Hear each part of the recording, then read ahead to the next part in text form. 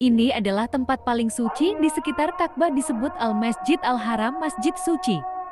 Ka'bah adalah bangunan kubus yang terbuat dari granit.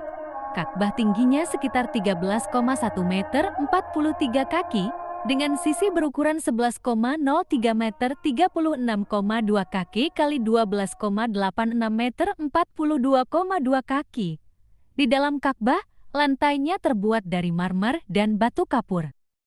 Bagian luar Ka'bah biasanya ditutupi kain hitam besar yang disebut kiswah jubah yang bertuliskan ayat-ayat Al-Quran yang disulam dengan benang emas.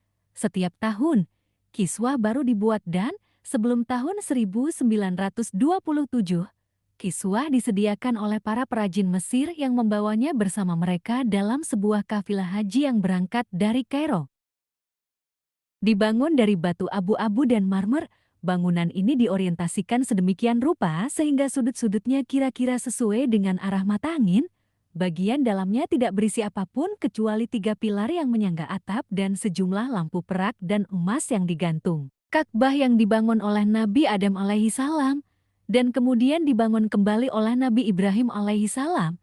Ini merupakan refleksi duniawi dari monumen surgawi yang juga terpantul dalam hati manusia.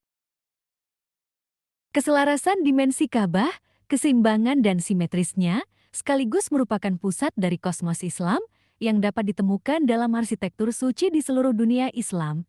Geometri, bentuk dan ukuran Ka'bah semuanya memainkan peranan penting dalam kemunculan arsitektur Islam. Menurut beberapa riwayat, pada waktu Nabi Ibrahim membina Ka'bah, bahan untuk pembikinan Ka'bah itu diambil dari 6 buah gunung bukit. Pertama Bukit Qubaish, Bukit Tursina di Syam, Bukit Kudus di Syam pula, Bukit Warkon yang terletak antara Mekah dan Madinah, Bukit Radwi, sebuah bukit yang terletak antara Madinah dan Yanbu dekat Wadi Yanbo, dan yang terakhir adalah Bukit Uhud yang terletak di Madinah. Dalam pengangkutan batu-batu dari bukit-bukit tersebut, Allah Subhanahu wa Ta'ala telah memerintahkan kepada para malaikat Jabal dan para malaikat Hafadzah untuk membantu Nabi Ibrahim. Ka'bah yang dibangun oleh Nabi Ibrahim memiliki 2 sudut yang diberi nama rukun, yaitu Rukun Yamani dan Rukun Hajar Aswad batu hitam. Arah Ka'bah bertolak belakang dengan kedua rukun tersebut yang berbentuk bulat bundar seperti bentuk Hijri Ismail yang panjangnya 6 hasta pada masa kaum Quraisy. Hijri Ismail bergeser letaknya di luar Ka'bah karena dikurangi 6 hasta. Oleh karena itu, perbaikan yang dilakukan kaum Quraisy itu tidak sesuai dengan ukuran yang ditentukan oleh Nabi Ibrahim Selain itu, Ka'bah pada masa pembinaan Nabi Ibrahim tidak memiliki atap tidak beratap seperti yang terdapat pada Ka'bah sekarang ini. Justru di masa itu, Ka'bah memiliki 2 pintu yang menghadap ke timur dan barat. Pintu arah timur melambangkan hakikat realitas penerbangan dan pendakian dalam melawan seluruh hal yang merendahkan derajat serta menurunkan dunia ini. Hal itu mengantarkan manusia pada kebebasan dari kungkungan duniawi yang serba terbatas. Juga bermakna sebagai simbol cahaya yang memancar secara serempak di antara langit dan bumi yang mengungkapkan hubungan-hubungan kosmik tertentu. Sementara, pintu arah barat melambangkan hukum ilahi yang berisi perintah-perintah bagi kaum muslim tentang bagaimana berbuat bukan bagaimana membuat sesuatu. Ini bermakna pula sebagai upaya membantu setiap muslim menembus ke dalam dan ditembusi oleh kehadiran ilahi yang sesuai dengan kapasitas spiritual setiap orang.